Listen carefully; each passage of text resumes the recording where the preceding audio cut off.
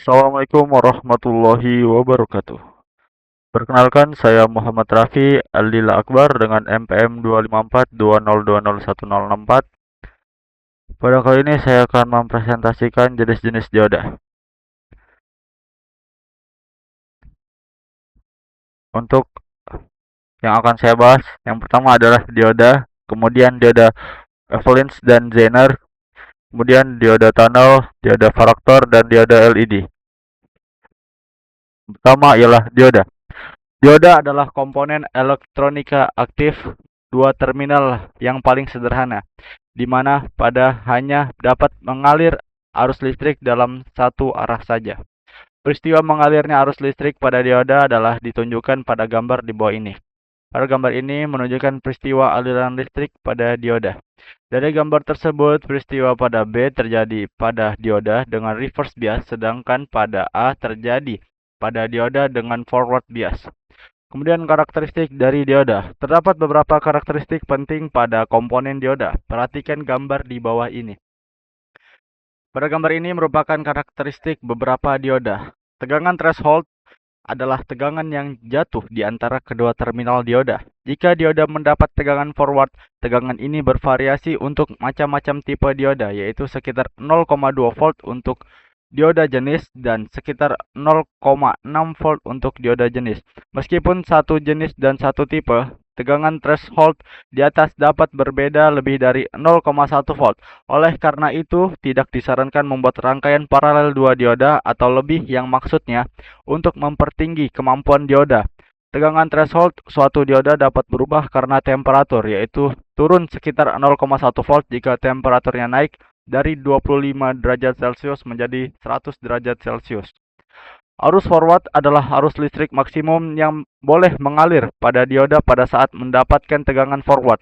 Kemampuan ini dibatasi oleh daya maksimum dari dioda P sama dengan I kali V, di mana V adalah tegangan forward yang jatuh pada dioda, sedangkan daya di atas sangat bergantung pada ukuran dimensi fisik dan kemampuannya membuang panas. Arus surge adalah arus sesaat, yaitu arus yang tidak tetap dan dengan durasi yang sangat singkat yang mengalir pada dioda. Dioda mempunyai kemampuan mengalirkan arus demikian sebesar 0,10 hingga 20 kali lebih besar dari kemampuan mengalirkan arus rata-ratanya. Jika lebar pulsa arus tersebut kurang dari 8 mD dan dapat 50 hingga 100 kali lebih besar jika lebar pulsa arus kurang dari 2 mD. Arus reverse atau arus bocor adalah arus yang mengalir pada dioda pada saat dioda mendapat tegangan reverse. Arus ini sangat kecil, terutama pada dioda-dioda jenis. Tetapi, arus ini membesar terhadap kenaikan temperatur dari dioda yang bersangkutan. Tegangan breakdown adalah tegangan maksimum yang dapat ditahan jika dioda mendapat tegangan reverse. Perhatikan pada gambar berikut ini, tegangan reverse dari suatu dioda dapat sangat besar sekali dibanding dengan tegangan forward, yaitu mempunyai order ratusan. Seringkali di dalam rangkaian, beberapa dioda rangkaikan secara seri. Hal ini antara lain dimaksudkan untuk lebih mempertinggi tegangan breakdown tersebut. Kemudian karakteristik dinamik. Reverse recovery time.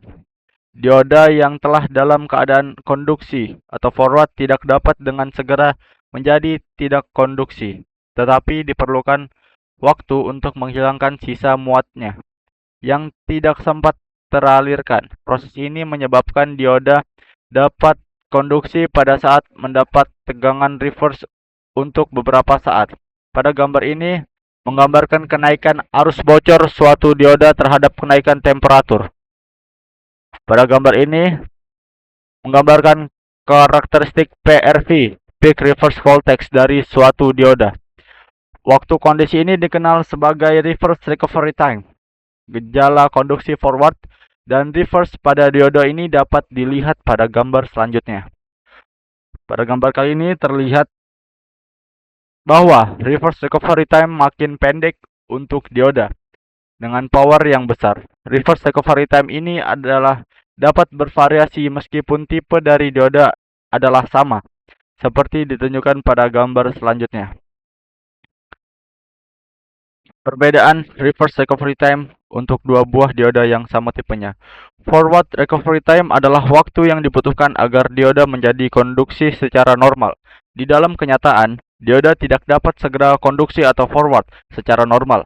Hal ini disebabkan sifat kapasif dari dioda yang besarnya sekitar 10 pf untuk dioda 1 ampere dan sekitar 100 pf. Pada gambar ini menunjukkan gejala forward recovery time.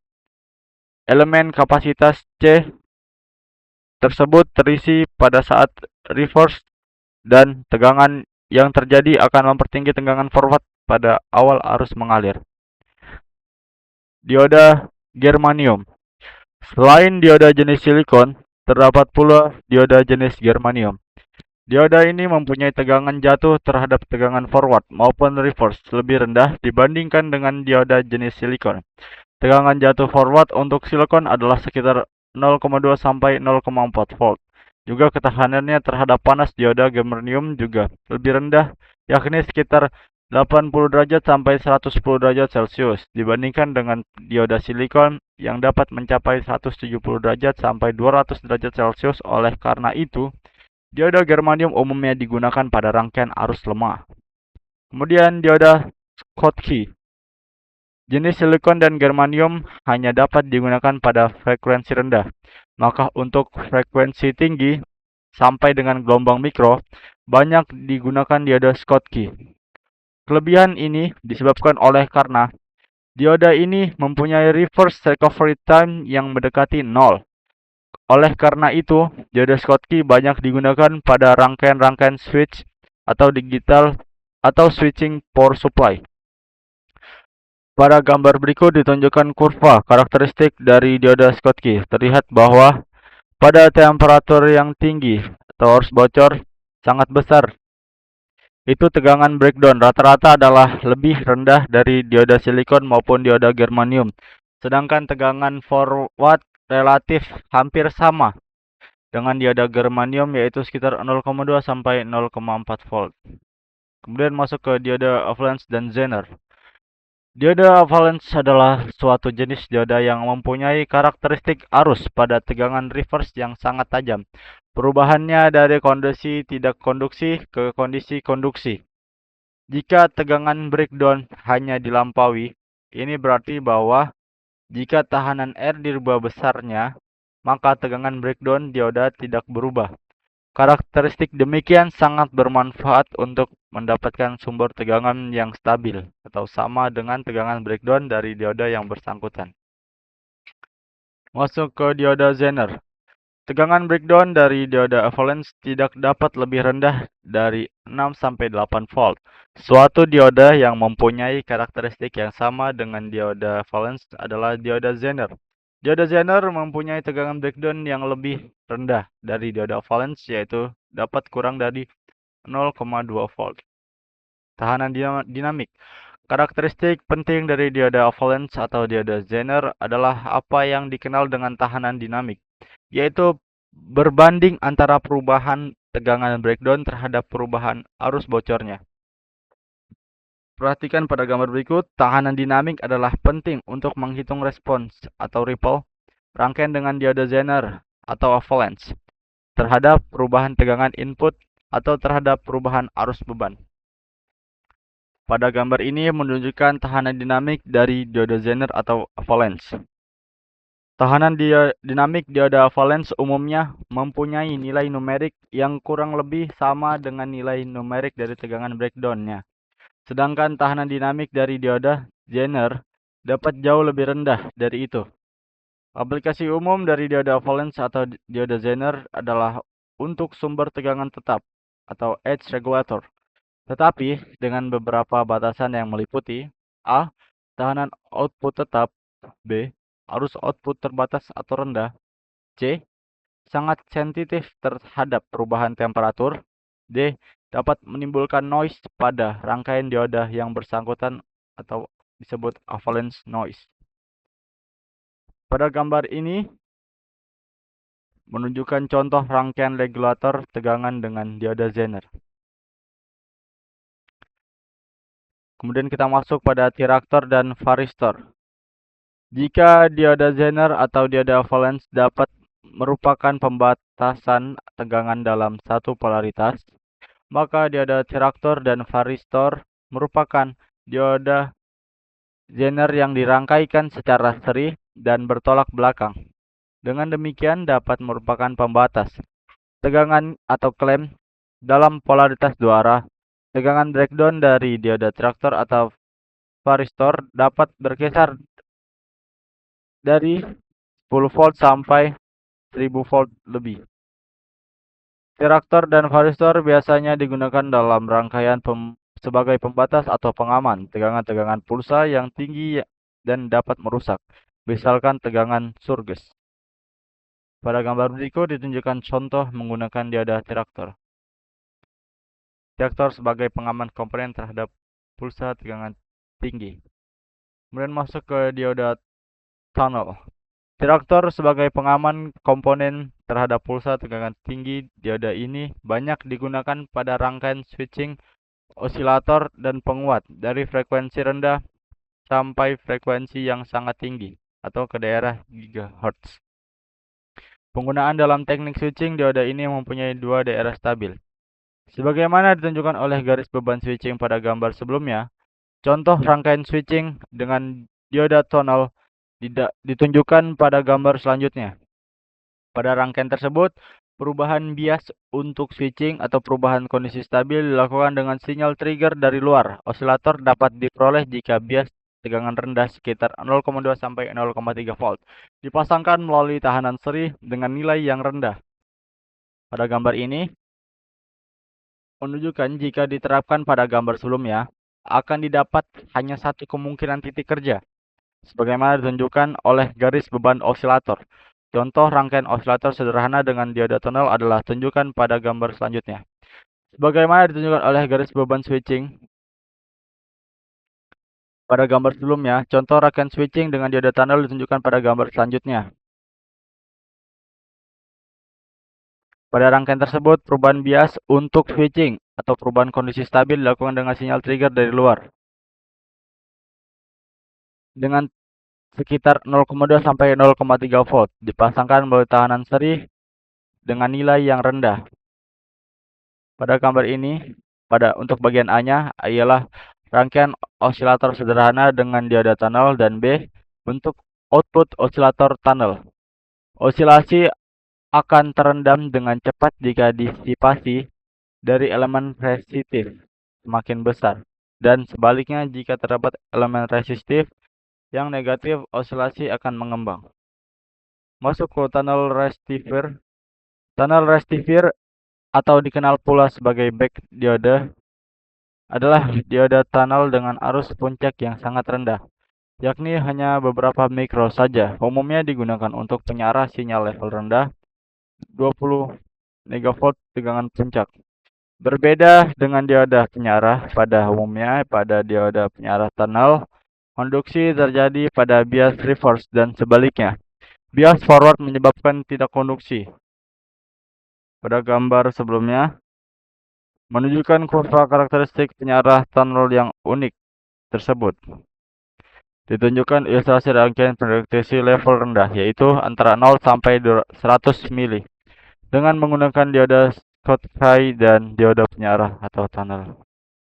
Masuk ke dioda varaktor. Varaktor adalah sejenis komponen dioda yang dibuat untuk mendapatkan variabel kapasitor sebagai fungsi dari tegangan.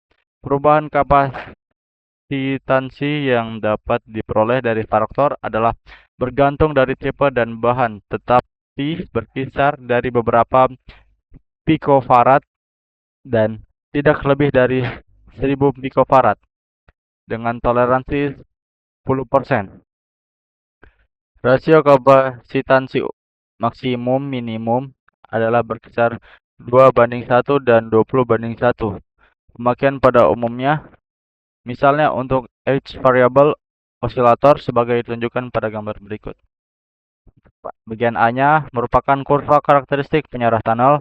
Bagian B, detektor level tegangan rendah penyiaran tunnel 0 sampai 100 volt, dan bagian C, output dari detektor tegangan rendah. Kemudian masuk ke varaktor daya. Varaktor daya atau varaktor multiplier adalah faktor yang dapat melihat gandakan frekuensi tinggi 1-3 GHz pada daya tinggi. Faktor demikian biasanya untuk mempertinggi kemampuan penguat transistor pada frekuensi tinggi dan pada daya yang tinggi pula. Pada gambar ini, untuk bagian A-nya merupakan contoh rangkaian pemilih frekuensi resonansi dengan pengendalian tegangan menggunakan dioda varaktor. Dan pada bagian B-nya merupakan karakteristik umum dari suatu varaktor. Pada gambar berikut ditunjukkan contoh rangkaian pengganda frekuensi atau frekuensi doubler sederhana dengan menggunakan dioda varaktor. Pada rangkaian tersebut, varaktor dioda digunakan untuk tuning frekuensi hingga didapat frekuensi harmonis dari sinyal input. Kemudian kita masuk ke dioda LED.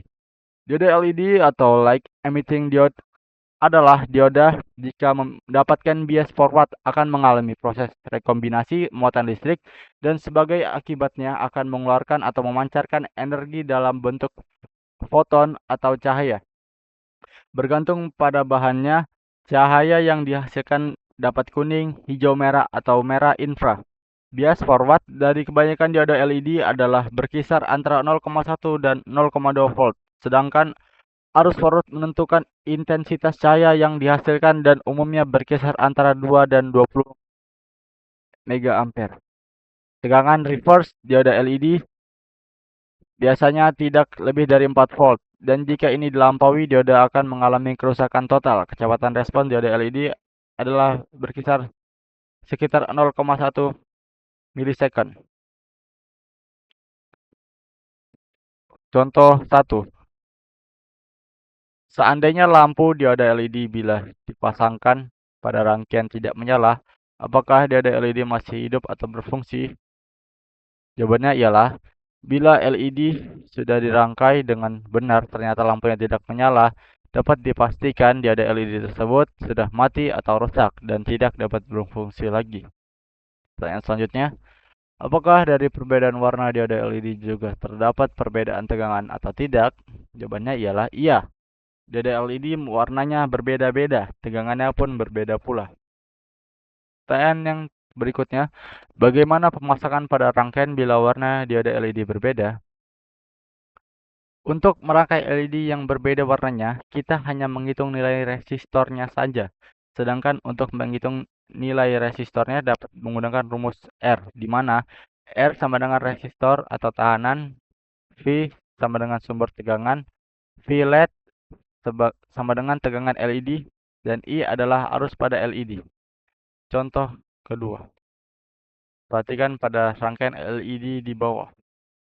Diketahui voltase input 12 volt, yang dimana D1 sama dengan 3,6 volt dengan warna biru, D2 sama dengan 1,8 volt dengan warna ultra red, D3 sama dengan 2,1 volt dengan warna hijau, dan D4 sama dengan 2,2 volt dengan warna super yellow.